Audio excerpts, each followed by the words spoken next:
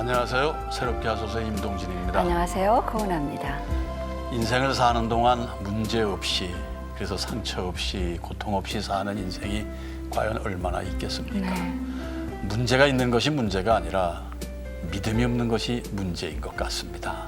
네.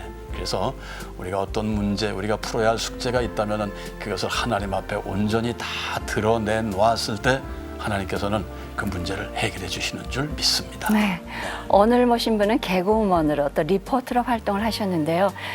지금은 목회자 사모입니다. 그리고 요즘은 코칭 강사가 되셔서요. 정말 많은 아픔과 숙제를 가지신 분들에게 용기를 북돋아주고 회복하도록 도와주고 계신 분이 계신데요. 목회자의 사모로 코칭 강사로 그야말로 바쁘게 뛰어다니며 사시는 정말 반가우신 분이시죠. 예, 전효실 사모님 오늘 모시게 됐습니다. 안녕하세요. 예. 제가 첫인사를 네. 빵긋 웃으면서 하고 싶었는데 근데 그냥 눈물이 나죠. 눈물 나게 편집하셨어요. 아니, 근데 화면을 보면서 왠지 모르게 가슴이 찡했어요, 저도. 예. 이 귀한 자리에 초대해 주셔서 감사합니다. 아유, 그래도 이제 어쨌든 마음은 찡하지만 네. 목사님 사모님보다는 정말 말괄량이 그런 왜 정말 우리에게 기쁨을 주는 그런 이미지가 우리한테는 더 참 좋았을 때도 있었거든요. 네. 자, 코칭이 어떤 건지 좀 자세히 얘기를 해주세요. 네, 그냥 쉽게 말씀드리면 스포츠 계 코치가 있잖아요. 예. 뭐 축구 선수 그렇죠. 박지성 선수를 잘 뛰게 할 수 있는 코치, 네. 뭐 히딩크 감독님. 예, 예. 그러니까 저는 라이프 코칭이에요. 기독교 라이프 코칭인데 삶을 하나님의 존재대로 살 수 있도록 변화하고 성장할 수 있도록 돕는 사람입니다. 그러니까 아까 우리 목사님 오프닝에서도 해주셨지만 문제 없는 사람이 없잖아요. 예. 하지만 믿음의 사람은 그 문제를 뛰어넘을 수 있도록 아멘. 예수님이 제자들을 코치하셨던 것처럼 이 시대에 그런 코치들이 필요한 것 같습니다. 그중에 저를 사용하고 계신 것 같아요. 그렇죠. 네. 네. 이렇게 우리 전효실 이제 사모님이신데요.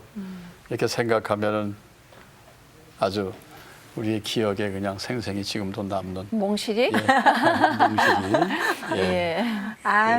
벌써 20년 전이네요. 그죠? 네. 그래요? 예, 제가 그렇게 됐어요. 이제 올해로 이제 4학년이니까요. 하긴 우리 6학년이니까. 제가 20년 전에 데뷔를 했습니다. 봉숭아학당의 네. 몽실이 모습이 예. 그냥 눈앞에 아른아른 거리는데요. 그러니까 대학 네. 개그제. 처음에는 제가 이제 은상으로 데뷔를 했기 때문에 저에게 쏟아지는 이 관심이 엄청났죠. 그랬겠죠. 그래서 저는 연수과정, 저희 동기들은 다 연수과정을 거쳤는데 저는 막바로 투입이 됐어요.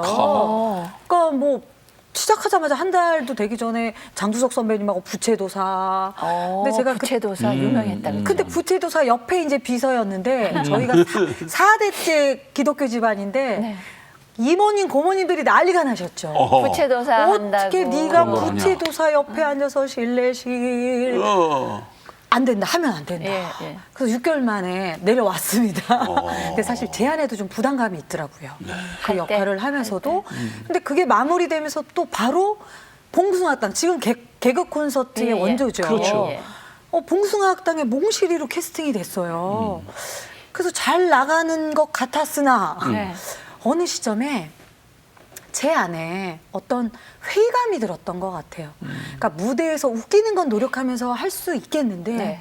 그 안에 관계들, 사람 관계. 네, 그리고 또 하나는 그렇죠. 제가 온전히 하나님 앞에 서지 않는 것을 제 스스로 알았어요. 그러니까 주일 성수도 할 수 없고 뭐 선배님한테 잘 보여야 또 캐스팅 되니까 또 이렇게 회식 자리 부르면 제가 반은 노, 반은 예스. 그러니까 어떻게 보면 제 안에 내가 지금 이렇게 가면 안 되는데 내가 지금 뭘 하는 거지? 그리고 끊임없이 제가 세상의 인기와 명예를 쫓는 제 자신을 발견하게 되면서 끊임없이 갈등하고 힘들었던 것 같아요. 그러니까 자연적으로 무대에 서는 것도 힘들고 웃기는 것 자체도 제가 어떤 부담감, 두려움이 있었던 것 같아요. 네. 많이 방황했죠. 그 힘든 상황에서 이제 아버님이 네, 제가 그래서 많이 방황했어요. 네.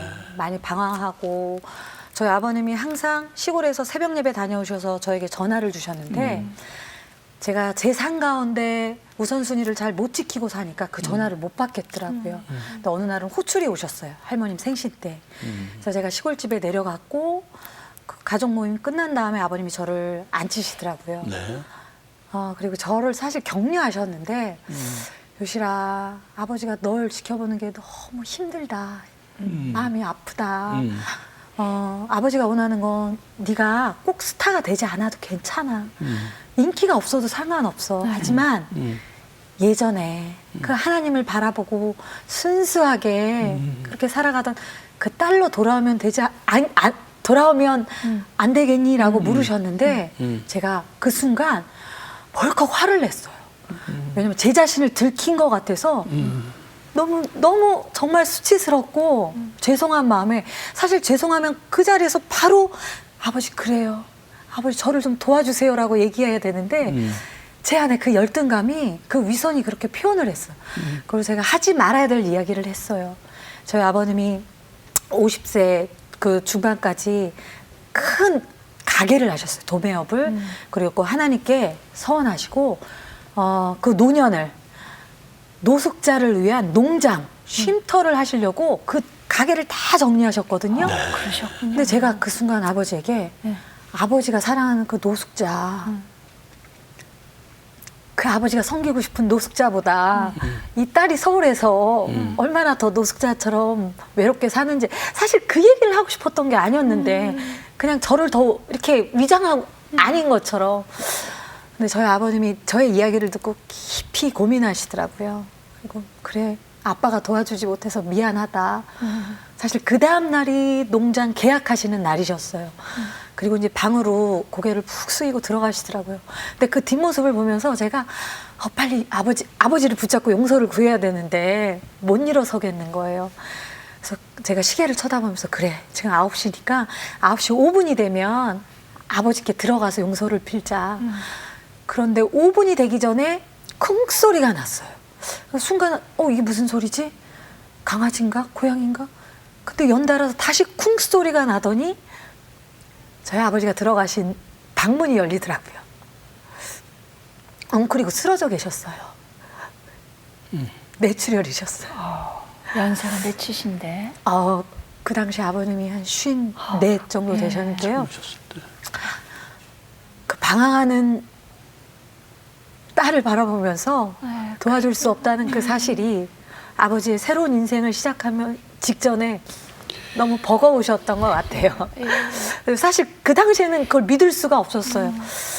아버님을 그 119에 싣고 병원으로 가는데 정말 돌이킬 수 있다면 그 5분을 돌이킬 수만 있다면 그렇게 저희 아버님은 3년 6개월을 누워 계셨어요. 식물인간처럼. 원하던 그 노숙자 농장도 못 하시고 저희 아버님이 면허를 따셨거든요. 그 노년을 정말 그 사역을 하시기 위해서 차도 한번 못 몰아보시고. 근데 어떻게 보면 그 시절이 가장 저에게 심장이 멈출 것 같이 그럼. 아픈 시간이었는데 그런데 놀랍게 제가 그 3년 6개월의 시간을 통해서 다시 철저하게 터닝을 했던 것 같아요. 제가 개그맨을 그냥 내려놨고요.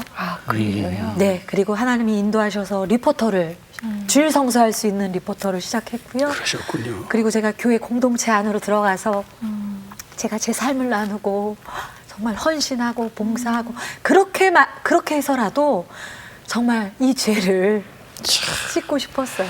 글쎄요, 딸의 입장에서는 그렇게 해서라도 죄를 씻고 싶으셨다고 말씀을 하십니다마는 아버지는 그 아버지의 그 상황, 네. 소위 아버지의 그 쓰러짐을 통해서 딸을 구하셨어요. 그렇죠.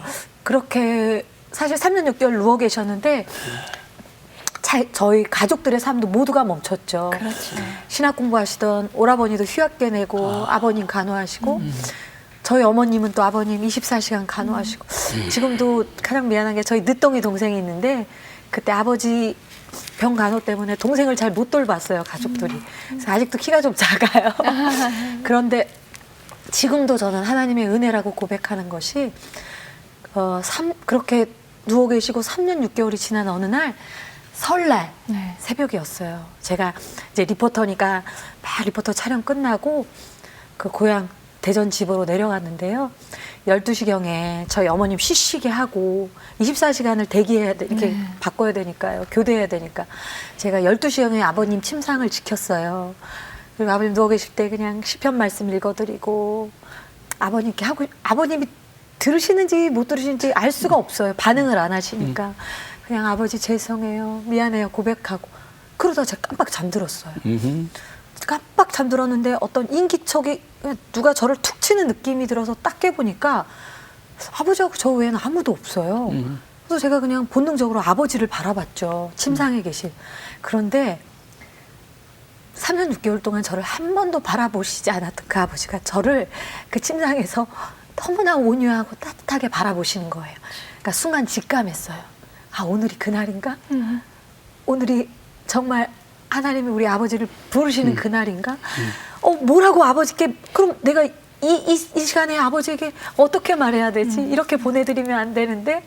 근데 저희 아버지가 워낙 투병을 오래 하셔서 정말 50 몇 킬로 나가셨거든요. 근육이 다 없어지잖아요. 네, 그 가냘픈 팔을 이렇게 드셔서 저를 이렇게 부르시더라고요. 이렇게 오라고.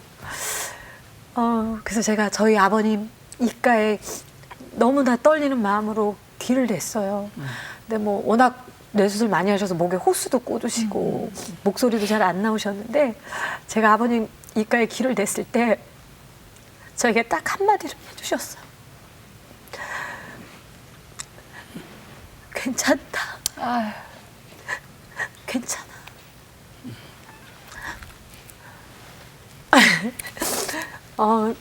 사실 저희 아버님 마지막 유언이셨어요. 그리고 모든 말이 다 내포된 거죠. 네. 그리고 가족들이 한송 예배를 끝으로 눈을 감으셨는데 저의 육신의 아버님이 해주신 말씀이었지만 저는 하늘의 아버지가 그렇습니다. 저희 아버지를 통해서 저를 격려하셨던 놀라운 은혜셨죠. 그래요. 우리가 생각하면 다 후회스럽고 왜 그랬을까 하지만 네. 다 합력하여 선을 이루시는 하나님께서는 그 모든 과정을 통해서 세울 분을 세우시고, 그렇죠? 회복해 하실 분은 회복해 하시고 하셨는데, 그 이제 아버님이 그렇게 되시고 나면 자책하는 게 많이 생기잖아요, 그렇죠? 네. 정말 3년 6개월 누워 계시는 동안에 그 나 때문이라는 자책감이 아무도 이렇게 말하지 않아도 스스로가 그러게 되잖아요. 네, 사실 아버님의 그 마지막 유언을 통해서 제가 새롭게 일어섰어요. 그래서 목사님이 남편을 만나서 결혼도 하게 됐고 정말 내 삶을 가치 있게 살고 싶었어요. 아버님이 그렇게 사시고 싶었던 것처럼. 근데 이제 사모가 되고 연년생으로 2아이를 낳고 어느 날 보니까 제가 굉장히 산후 우울감이 되게 심각하다는 걸 깨달았어요. 그러니까 이렇게 아이 이렇게 둘 젖병에 이렇게 우유 주고 있는데 그 당시에 또 왜 우리 동기들이 그렇게 나와서 트로피를 들고 있는지. 아유, 그러셨어요. 재석이 뭐 용만오빠 네. 다 트로피 들고 멋지게 있는데 제 자신을 보니까 파자마에 머리는 떡지고. 그러니까 순간, 그러니까 어떻게 보면 그게 영적인 어떤 위기였죠. 그렇죠. 아니, 근데 여기 어떻게 해서 목사 사모가 됐는지 그 얘기 좀 듣고, 글쎄 왜냐하면 말이에요. 그 개그우먼으로 지금 네. 활동하다가 그것도 참 저도 가끔 내가 어떻게 목사님을 만났을까. 제가 아버님 돌아가시고 예, 그 예. 전부터 이제 공동체에 들어갔지만 더 공동체 가운데 이제 들어가서 헌신하고 삶을 나누고 그 모습을 저희 청년부 목사님이 이쁘게 보셨던 것 같아요. 그래서 어느 날 제가 정말 교회 화장실 청소는 제가 다 도맡아서 했거든요. 네. 그래요? 그게 너무 기쁜 거예요. 아, 그래도 어쨌든 개그우먼을 해서 얼굴이 다 알려졌잖아, 그렇죠? 네. 그런데도 막 들어가서 그렇게. 그 성기는 기쁨을 그때 경험했을 때 제 화장실 청소하는 모습을 보시고 2년 동안 하니까 너무 이쁘셨나 봐요. 청년 목사님이 요실자매 사귀는 형제 묻기도 전에 없어요.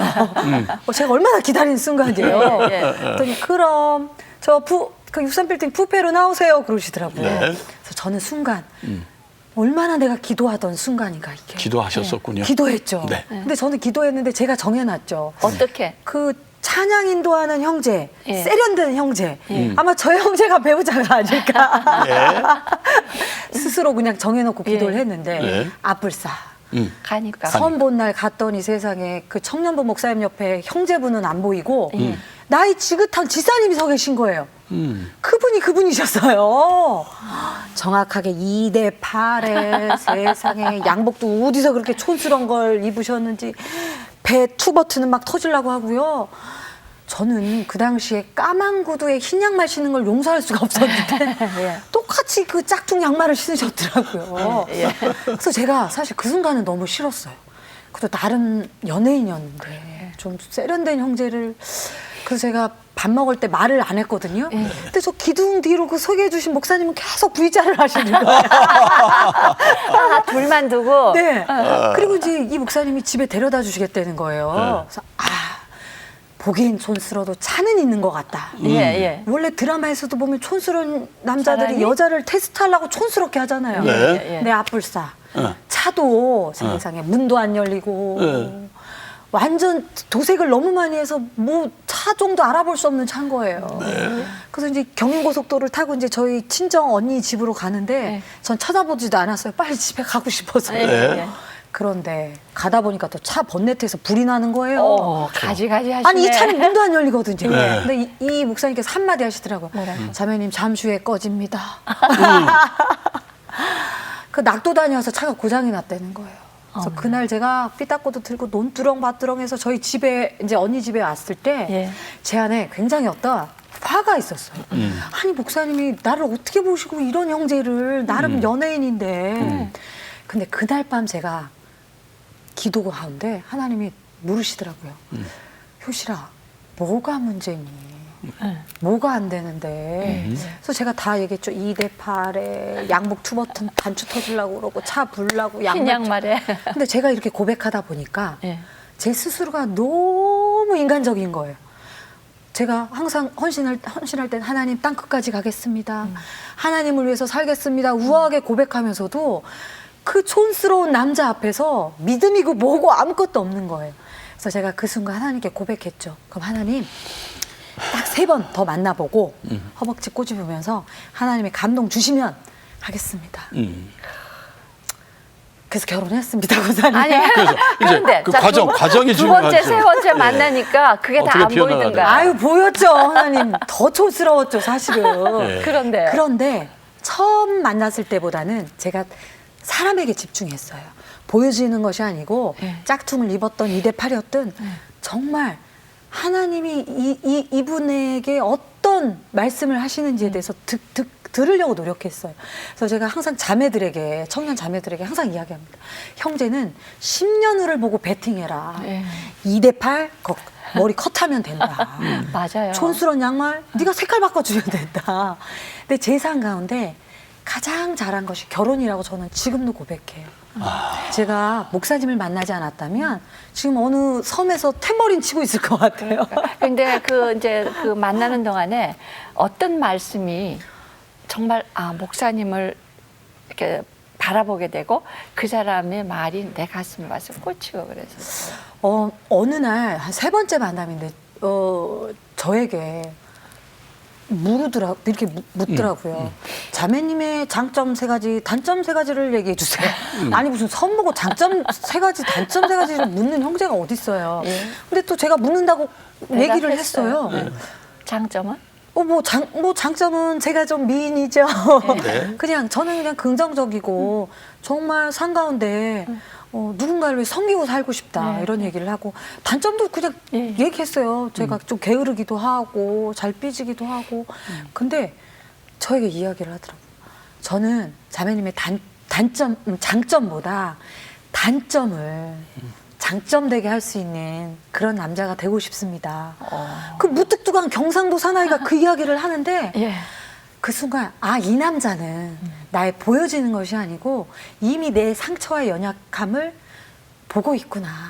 그 아픔을 아는 형제구나. 그래서 그때 제 마음이 확 열렸던 것 같아요. 그래서 저도 물었어요. 그럼 목사님은 왜 목사님이 되셨습니까? 당돌하게 물었죠. 근데 이렇게 이야기를 하더라고요. 제가 목사가 되지 않고는 하나님 앞에 온전히 설 수 없는 사람이라는 걸 깨달았습니다. 그래서 저는 신학을 했고 목사가 되었습니다라고 고백하더라고요. 예. 그래서 그 부분이 저는 마음에 확 들어왔어요. 그래서 이제 결혼하셔가지고 아까 이제 산후 우울증 같은 게 왔다 그랬잖아요. 네. 그러니까 이제 사실 그래요. 동료들은 막 트로피 들고 있는데 내가 애 둘 이렇게 우유 먹이고 있으면 오지 말래도 우울증이 올 것 같아요. 제가 정말 아이들 젖병을 뺄 힘이 없는 걸 느꼈어요. 이렇게 다 먹고 쪽쪽 소리가 나는데도 순간 나 다시 한번 실패하면 안 되는데, 다시 한번 누군가를 아프게 하면 안 되는데 라는 생각이 들었어요. 그래서 그날 저녁에 목사님이 사역 끝나고 한 12시, 1시쯤 들어왔는데 제가 울면서 고백했어요. 여보, 나 너무 아파요. 어디가 아파요? 예. 가슴이 아파요. 내가 다시 한번 쓰러지면 안 되는데 자꾸 쓰러질 것 같아요. 그래서 제가 펑펑 울었어요. 그랬더니 저희 목사님도 같이 울더라고요. 그래, 당신이 내가 사역하느라고 너무 내가 돌보지 못해서 힘들었나 보네요. 안 돼요. 다시 쓰러지면 안 돼요. 내가 도와줄게요. 그래서 제가 코칭 공부를 시작하게 됐어요. 저희 목사님이 저를 알아본 거죠. 예. 이 마누라를 살려야 되니까. 그렇죠. 10년 전에 기독교 코칭이 처음 들어왔는데요. 전화로 수업을 했어요. 그래서 제가 12시에 아이들 재워놓고 새벽 4시에 그 새벽 예배 가기 전에 저에게 주신 그 기독교 코치분하고 전화 수업을 했죠. 제가 처음 만난 기독교 코치가 저에게 이야기를 했어요. 효실 사모님, 무엇이 문제죠? 네. 그래서 제가 문제를 이야기했죠. 제가 개그맨으로 실패도 해보고요. 저희 아버지가 저 때문에도 쓰러지시고요. 제가 사모인데 우울증도 있고요. 근데 그분이 저에게 또 물으시는 거예요. 그러니까 무엇이 문제죠? 당신이 왜 하나님이 만드신 그 존재의 그 모습대로 살아가지 못하는 거냐고요. 무엇 때문에? 그래서 제가 순간 그래, 무엇이 문제지?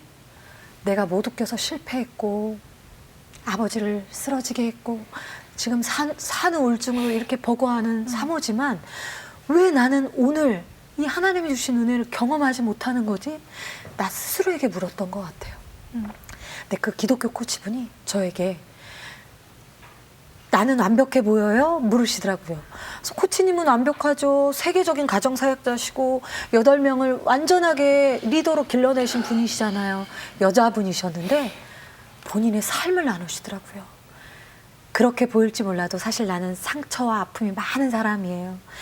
내가 8번째 자녀를 낳은 그 다음날 내 남편은 나를 두고 내 제자와 바람나서 도망갔어요. 와, 깜짝 놀랐어요. 내가 그 8번째 자녀를 안고 얼마나 울었는지 몰라요. 새벽에 동이 트는데 하나님이 나에게 물으시더군요. 제니야, 무엇이 문제니? 왜 네가 내 은혜대로 살아가지 못하는 거니? 이 코치분도 고백하셨겠죠. 제 제자가 저를 배신했고 남편이 떠나갔고 저는 8명의 자녀들이 남겨져 있잖아요. 하나님이 동일하게 얘기하셨대요. 제니야, 네 남편이 바람나서 떠나가도 네 제자가 너를 배신했을지라도 나는 여전히 이곳에서 너에게 동일한 은혜를 주는데 제니야, 브라이트 스마일 해라. 일어나라. 그 고백을 저에게 해주셨어요. 제가 그 코치분의 고백을 듣고 얼마나 놀랐는지 몰라요. 그리고 그 순간 제가 무릎 꿇고 고백했어요. 저는 사실 남편이 떠나간 건 아니잖아요. 하나님, 그렇습니다. 제가 죄인이고 연약하고 정말 너무나 여전히 내 안에 아픔은 있지만 하나님, 다시 한번 브라이트 스마일 하겠습니다. 하나님의 은혜 가운데 다시 한번 나아가겠습니다. 그래서 코칭 공부를 열심히 시작했고요. 하나님이 그 일주일에 한 번 하는 수업 가운데 저를 너무너무 많이 회복시키셨어요. 그래서 제가 동네에 있는 아주머니들을 저희 집에 모았어요. 그러니까 얼마 만에? 그러니까 제가 코칭 공부하면서 한 1년 만에 제가 모아서 불신자 어머님들이셨는데요. 크리스찬도 몇 분 계셨고 밥 해드리고 정말 선물 사드리고 그러면서 일주일에 한 번씩 제가 경험했던 그 회복을 매번 나눴어요. 근데 하나님이 그 7분의 어머님들과 그 그룹 모임 가운데 너무 많은 은혜를 경험하게 하시는 거예요. 한 분은 결혼한 지 9년 되셨는데 아이가 없는 거예요. 임신하고 감기약을 잘못 먹어서 유산이 된 대로. 그러니까 이분은 항상 자기 안에 그런 죄책감이 있는 거죠. 그래서 그걸 나눴어요. 그래서 그 7명의 엄마들이 다 붙잡고 울었죠. 동일한 그런 아픔들이 있잖아요. 근데 이분이 그 맘스 코칭 그룹 마지막 날 어떤 고백을 하셨냐면 하나님이 내 생애 가운데 자녀를 허락하지 않으실지라도 난 오늘 하나님 주신 이 오늘을 마음껏 누리면서 감사하면서 살래요 라는 고백을 하셨어요. 그런데요 그분이 한 달 만에 임신을 하셨어요. 지금 아들 둘 엄마세요. 그 그룹 가운데 그런 은혜들을 이혼 직전에 있던 그분이 남편을 용서하게 되고 그래서 제가 그 그룹을 통해서 하나님이 저에게 어떤 사명을 주셨어요. 도시라 이 땅에 너무나 아프고 쓰러지고 신음하는 여성들이 많다. 효실아 네가 그 일을 하면 안 되겠니?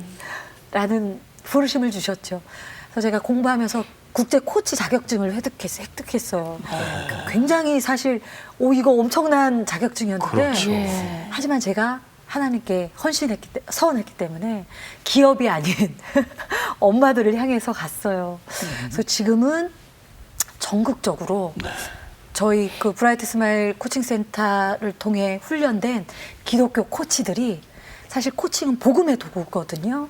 각 지역에서 이 맘스 코칭 그룹을 소그룹으로 운영하고 계세요. 그 가운데 불신자들이 들어와서 하나님을 경험하고 또 크리스찬 가운데 내가 성도이지만 여전히 문제 때문에 회복돼서 비전대로 살지 못하는 분들이 회복되어서 비전을 발견하고 살아가세요. 놀랍죠? 놀랍죠. 놀랍습니다. 지금까지 말씀하신 개그우먼의 몽실로부터 시작하여 아버님과의 아픔, 그다음에 목사님과의 만남, 산후 우울증, 이게 다 하나님이 필요로 하셔서 그 과정을 허락하셨고 오늘의 코칭 강사님으로 훌륭한 코칭으로 세우시기 위한 그러게 말이에요. 하나님의 일하심이셨어요. 맞아요, 목사님. 그죠? 항상 저희 할머님이 기도하실 때 모든 것이 은혜입니다라고 고백하셨거든요. 제가 지금 제 삶을 돌이켜 보니까 그 모든 시간들이 은혜였던 것 같습니다. 그 코칭에 대해서 이렇게 설명을 하실 때 네. 정말 이렇게 내가 현재 숨을 쉬고 있나 하는 걸 모를 정도로 이렇게 몰입하게 얘기를 하시는 아주 막 특별한 달란트를 가지셨어요. 지금 이렇게 얘기를 그러니까. 들으면서 제가 살아있는 걸 느끼는 것 같아요. 그리고 제가 얼마 전에는 그 다시 한 번이라는 코칭 회복책을 내고요. 네. 하나님께 감사를 드리고 싶어서 출판 감사 코칭 콘서트를 열었어요. 그래서 기독교 집회가 아니고 불신자들을 초대하는 집회를 열었는데 한 200분이 오셨는데 한 170명이 다 불신자신 거예요. 근데 그 가운데 제가 제 삶을 나누고 정말 서로 앉게 하고 고백하게 하는 시간을 가졌거든요. 네. 그 200여 분이 얼마나 눈물로 정말 하나님 앞에 나아가고 고백하고 제가 중간에 막 할렐루야 하고 싶은 걸 참았지만 마지막엔 축복했죠. 복음을 전했죠. 그러니까 하나님이 저를 코치로 쓰시는 이유는 단 한 가지인 것 같아요. 이 코칭을 통해서 더 많은 선교지에 저희가 작년에는 중국 또 이태리도 다녀왔는데요. 선교지에 가서 이 코칭을 통해서 정말 복음을 전하고 그 이 땅 가운데 신음하고 있는 엄마들에게 많은 사람들에게 하나님을 만날 수 있는 회복의 도구로 쓰시고자 하는 것 같아요. 아니 이분이 그런 과정을 안 거치고 아직도 봉숭아학당에서 몽실이나 하고 계시면 어떡할 뻔했을까. 글쎄 말씀이에요. 그러면서요 무슨 생각 드냐면 이제 그 코칭 네. 이제 정말 저기 하실 때 상담하실 때도 그랬고 지금 코칭 강사를 하시면서 다른 분들을 보듬을 때도 그랬고 결국 자기 삶을 나눠야 되잖아요. 그렇죠? 그러면 얼마나 빨리 마음을 열고 나의 상태를 드러내주는 아에 따라서 그분이 빨리 회복되나 안 되나 한 것 같아요. 지금 얼핏 듣기에. 네, 권사님. 저는 사실 제 삶을 나누는 것 자체는 아파요. 아프지만 제가 첫 시간에 제 삶을 고백해요. 그럼 놀라운 것은 그 자리에 함께하는 그 누군가에게 반드시 저의 고백이 필요하다는 걸 제가 그분들을 보면서 경험하게 되는 것 같아요. 네. 그러니까 하나님이 우리에게 부르시면 그런 것 같아요. 나를 통해 나를 회복시키셔서 그 한 사람을 또다시 만나시고 사용하시길 원한 그런 놀라운 비밀이 숨겨져 있는 것 같아요. 그렇죠. 근데 이렇게 회복되시고 난 다음에도 네. 우리가 이 땅에서 그 인생을 살아가기 때문에 매일 시간마다 문제를 부딪히고 살잖아요. 그렇죠? 그렇습니다. 그러니까 한번 회복됐다고 해서 안 넘어지는 거 아니니까. 네. 근데 이제 이렇게 되시면 문제가 닥쳐왔을 때 저희하고 좀 다른 방법으로 그 문제를 보듬거나 만나지 않을까 생각되면서 개인적으로는 이제 살아가시는데 어떤 변화가 있는 거예요? 정말 현재 이 순간 오늘을 경험하게 된 것 같아요. 그러니까 저희 욕실에 보면 제가 표 하나를 붙여놨어요. 그렇구나. 그럴 수도 있지. 감사. 그렇구나. 그럴 수도 있지. 감사. 저 욕실에만 가면 그 저희 목사님이 다 좋으신데 네. 욕실을 융단 폭격을 만들어 놓으시는 거예요. 뭐 면도기에, 네. 수건에, 뭐 거품에. 그러니까 사실 오늘을 살아갈 때 은혜를 경험하기 위해서는 나의 어떤 액션이 필요한 거죠. 그래서 저는 욕실에 붙여놨어요. 그 나둥그러져 있는 그 수건을 보면서도 그렇구나. 그럴 수도 있지. 있지. 감사.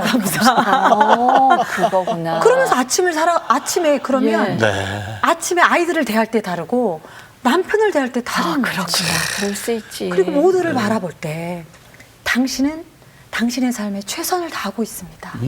그 사람이 지금 나와 갈등이 있을지라도 그 사람은 지금 최선을 다한다고 느끼는 거죠. 그러니까 오늘을 정확한 플랜 하에 사는 거죠. 기도하고 말씀 보고 그래서 나는 어떻게 행동할 것인가. 그러니까 사실 삶의 변화는 1%인 것 같아요. 저희 맘스 코칭에 들어오시는 분들에게 제가 3만 원 데이를 하고 있어요. 3만 원 데이. 여자들이요. 남편을 위해 쓰고 가족을 위해 쓰는 건 너무 그냥 익숙해요. 근데 자신을 위해 오로지 쓴다는 건 너무 인색하고 쉽지 않아요. 맞아요. 그래서 사실 정체성을 더 잊어가거든요. 한 달에 한 번 10,000원 내지 30,000원을 자신을 위해서 쓰는 거예요. 맛있는 과일도 사 먹고 스파게티도 사 먹고 책도 좀 자신을 위해서 쓰고 그러면 그 3만 원 데이 하는 날 전국에 있는 여성들이 인증샷을 찍어서 보내세요. 특별히 사모님들이 많이 보내세요. 그렇죠. 사모님 그 많은 이제 가정을 보시게 되잖아요. 네. 그리고 요즘 어머니들이 가장 제일 아파하는 건 어떤 부분입니까? 그러니까 결국은 세상이 말하는 훌륭한 엄마는 완벽해야 돼요. 아이들 뭐 학원 안 보내고 과외 안 시키고도 아이비리그 보내고 그리고 음식 식단도 아주 정말 건강을 위해서 무슨 요리 연구가처럼 그러니까 세상에서 원하는 아내 엄마는 슈퍼맘이죠. 슈퍼맨이에요. 슈퍼우먼이에요. 하지만 사실 우리 그렇게 살 수 있는 건 만에 한 분이에요. 그렇죠. 그러니까 스스로 내 자신이 그렇게 연약하고 부족함이 느껴지는 순간 엄마들은 쓰러져요. 그런 나를 인정하고 받아들이는 것 자체가 시작인 것 같아요. 내가 조금 부족하지만 오늘 쓰러졌지만 아이와 갈등했지만 내가 그렇게 능력 있는 엄마는 아니지만 그럼에도 불구하고 하나님이 나를 엄마로 부르시고 아내로 부르신 거에 대해서 인정하는 거죠. 인정하면서부터 회복이 있는 것 같아요. 저도 산후우울증이 왔을 때 아이들하고 갈등이 굉장히 심했어요. 육아도 버겁고 엄마 역할도 잘하지 못하는 것 같고. 근데 어느 날 5살 된 저의 딸이 저에게 엄마 나 기억나는 거 있어요. 옛날에 엄마가 왜 기분 되게 안 좋았을 때 엄마 침대에 있는 탁상시계 벽에 던져서 깨트렸잖아요. 그때 저의 딸은 3살밖에 안 되는데 그걸 기억하는 거예요. 제가 그 순간 저희 딸에게 용서를 구했어요. 다나 미안하다. 네가 그걸 기억했구나. 그때는 엄마가 많이 아팠어. 몸도 아프고 마음도 아팠어. 그래서 지금은 엄마가 많이 회복되어 가고 있잖니? 앞으로는 엄마가 그런 아픈 마음을 그런 방법으로 표현하지 않을게. 근데 저희 딸이 저를 안아주면서 엄마 괜찮아요. 그럴 수도 있죠. 그러게 이제 그렇구나. 그럴 수도 있지 하면서 이제 이렇게 코칭을 받고 그래서 이제 이 땅에 많은 아내, 엄마, 여성들이 이렇게 세워져 가는 과정에서 결국 관계잖아요. 그렇죠? 네. 근데 상대방은 항상 그 자리 그대로 있고 나만 그래 그럴 수 있지 하다 보면 어느 날 지치죠. 옛날보다 더 지치지 않을까. 그래서 결정을 하고 가야 되는 것 같아요. 내가 남편에게, 자녀에게 원하는 것이 무엇인가? 원하는 것이 헤어지는 게 아니고 원하는 것이 갈등이 아니라면 세팅은 내가 해야 돼요. 그러니까 내가 원하는 대로 상대방이 따라주지 않을지라도 1% 내가 오늘 반응하는 거죠. 그러니까 만약에 남편이 당신은 이기적이야 네. 나에게 이야기했다면 그걸 다르게 봐야 돼요. 아, 남편이 나에게 이기적이야라고 말하는 건 사실 남편이 나에게 당신 이기적이야라고 화를 내는 건 그 내면을 가만히 들여다보면 나 좀 이해해줘. 나 바람이 사랑받고 있어. 싶어. 그렇죠. 나 지쳐 있어. 이런 이야기거든요. 그러면 이렇게 반응하는 거예요. 아, 당신 힘들었구나. 당신 많이 지쳐 있군요. 라고 이야기하고 그냥 어깨를 툭툭 두드려 주는 거예요. 그럴 때 그 1%가 그 상대방에게 또 다른 위로와 안정감으로 전해진다는 거죠. 사실 그래서 변화의 시작을 나에게 두지 않고 회복을 원할 수는 없는 것 같아요. 철저하게 나로부터 하나님의 도우심을 구하며 나로부터 시작할 때 놀라운 것이요. 맘스 코칭에 엄마들이 들어와서 처음에는 내 아이가 문제예요. 내 남편이 문제예요. 라고 고백을 해요. 그런데 마지막에 수업이 끝날 땐 내가 문제였군요. 내가 사랑이 부족했군요. 한 분은 이혼한 지 10년 만에 빼앗겼던 아들을 데려오신 거예요. 근데 이 아들이 10살이 지나서 왔기 때문에 이 10년 동안 못 본 그렇죠. 엄마인데 얼마나 갈등이 있었겠어요. 이 아이가 탈선하고 너무너무 힘들게 했어요. 근데 어느 날 이분이 깨달으신 거예요. 내가 원하는 것이 무엇인가? 내가 맨날 이 아들과 갈등하는 것인가? 아니죠. 10년 만에 만난 아들과 정말 이 남겨진 시간을 행복하게 보내는 거잖아요. 이분이 결정하시고 함께 했던 그룹 엄마들에게 응원을 받으시고 그날 밤 가셔서 12시에 들어온 아들에게 가서 아무 말도 안 하시고 무릎을 꿇으셨대요. 무조건 무릎을 꿇고 용서를 구하셨대요. 아들아, 미안하다. 네가 많이 아팠을 텐데 지금 보여지는 네 모습만을 가지고 엄마가 너를 때리고 욕하고 정말 그랬던 거 너무 미안하다. 그렇게 무조건 머리를 꿇고 용서를 구하셨대요. 그 아들이 10대였는데 정말 엄마의 그 이야기를 들고 배앓이하는 아기처럼 정말 1시간을 넘게 떼굴떼굴 구르더래요. 엄마, 내가 얼마나 아팠는지 알아. 엄마, 내가 얼마나 엄마가 보고 싶었는지 알아. 그래서 그 아들을 새벽 내내 안아주고 보듬고 결정을 하셨대요. 아들아, 엄마도 부족하지만 엄마도 사랑이 부족하지만 우리 잘해보자. 네가 성인이 되면 나를 또 떠나갈 텐데 남겨진 이 10년은 아들아, 그 이전에 너를 버렸던 그 10년처럼 우리 살지 말자. 그래서 그 재혼한 남편분에게 또 부탁을 하셔서 일주일에 한 번 패밀리 데이를 하셔서 그 순간은 그 다시 합쳐진 그 가족들이 식사하고 교제하고 회복되어 가세요. 그러니까 그런 과정들을 볼 때 삶의 포커스를 문제의 초점을 상대방이 아닌 나에게 맞추는 거죠.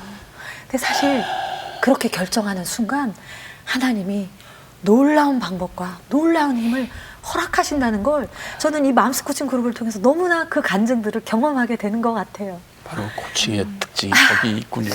예.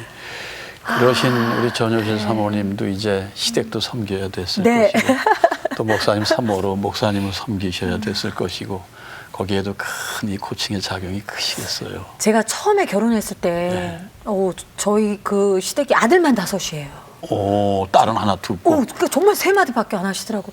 저는 명절날 저 때문에 화나신 줄 알았어요. 넷째세요? 셋째거든요. 예. 그래서 제가 그때가 또 산후우울증이 올 때였잖아요. 네. 그래서 제가 그 산후우울증이었을 때 사실 제가 가출도 한번 감행을 했었어요. 너무 힘들어서. 그런데 이제 제가 코칭 공부를 하면서 이건 내가 회복해야 될 것이다라고 결정을 하고 어머님이 내가 싫어서 저러시는 게 아니야라고 깨닫기 시작했죠. 네. 그래서 어느 날 명절날 제가 고백했어요. 어머님, 형님, 제가 형님이 어려워서 어머님이 싫어서가 아니에요. 제가 부족하고 상처가 많아서 그래요. 저를 좀 도와주세요. 제가 우리 어머님을 더 사랑하고 공경하고 형님을 더 이해할 수 있도록 사랑할 수 있도록 도와주세요라고 펑펑 울었어요. 근데 저희 형님과 어머님이 저를 보듬어 주시더라고요. 아가, 네가 힘들었구나. 그래 다시 한번 힘을 내자. 그래서 그때부터 제가 용서함을 받고 생각했어요. 어떻게 하면 어머님께 더 사랑을 받고 어떻게 하면 형님하고 잘 지낼 수 있을까. 그래서 저희는 명절날요 며느리 타임이 있어요. 며느리 타임. 어떻게 하냐면요. 보통 며느리들은 명절날 너무너무 고생하잖아요. 그렇죠. 고구마 땡 붙이고 소머리 국밥하고 막 너무 힘들잖아요. 그렇죠. 저희 시댁도 예가 아니었어요. 그래서 어느 날 그 제안을 했죠. 어머님, 저희가 일은 열심히 하겠습니다. 그 대신 일 끝나고 며느리들에게 3시간을 좀 주세요. 며느리들이 쉬고 놀 수 있는. 근데 저희 어머님이 처음에는 좀 쟤네들이 왜 그러나 하다가 그래 그럼 일만 하면 상관없지. 그래서 저희가요 명절 전날 아침부터 모였어요. 예. 그래서 일찍 일을 다 해놓고 예. 저녁밥도 일찍 줘요. 한 5시쯤에. 예. 그리고 7시가 되면 며느리들은 나가는 거예요. 나가서 영화도 보고 커피도 마시고 그간의 삶을 나누고 격려하는 거죠. 예. 근데 그 며느리 타임을 하기 시작하면서부터 달라진 게 있다면 며느리인데 명절이 기다려지는 거예요. 네. 그러니까 한 명절 한 일주일 남으면 형님들 문자 보내세요. 야야 우리 야한 영화 볼까? 막 이러면서. 그러니까 저희 집안에 놀라운 변화가 남편들도 좋은 거예요. 왜냐하면 아내들이 명절인데 짜증 안 내죠. 그렇죠. 기다리죠. 기다리고. 즐거워하죠. 또 며느리들 나가면 우리 어머니께서는 아들 5하고 또 얼마나 좋은 시간을 보내세요. 그랬더니 올 명절에도요. 네. 와, 저희 어머님이 또 저녁에 또 짬뽕 시켜주셨잖아요. 전화하지 말라고. 그래서 또 2시간 더 일찍 놀았어요. 그래서 깨달았죠. 네. 와, 내가 긍정의 변화를 시작하면 할수록 상대방은 더 많이 배려하고 나를 사랑하는구나. 네. 그래서 저희 맘스 코칭 그룹의 어머님들이요 며느리 타임을 시작하기 시작했어요. 제가 시댁 식구들을 섬기고 배려하면서부터 얼마나 많은 사랑을 받고 있는지 몰라요. 라는 답들을 많이 주시고 있어요. 오늘 방송 나가고 나면 금년부터 명절에 며느리 타임 생기는 집이 많겠습니다. 부쩍 그 늘겠습니다. 사실 네. 변화의 시작 큰 게 아니에요. 예. 작은 것에서 포커스는 섬김이죠. 내가 섬기기 시작할 때 어떤 분이 그러시더라고요. 스트레스를 섬김으로 바꾸면 정말 강한 힘이 될 수 있다는 거예요. 네. 네, 며느리 데이. 정말 이것이 변화이죠. 엄청난 변화죠. 네. 그 이제 전국에 그 정말 어머니들을 세우고 여성을 세운다는 것이 바로 가정의 수고, 그렇죠? 나라 전체가 서는 거예요. 그렇죠. 또 여자들 힘에 의해서. 네. 이제 이 큰 일을 하고 계신데 앞으로 어떤 계획 네. 또 기도 제목 갖고 계세요? 브라이트 스마일 코칭 센터를 통해서 세워지는 기독교 코치들이 있어요. 예. 각 영역의 코치분들이 오셔서 2년 동안 철저하게 1대2로 훈련을 받으시거든요.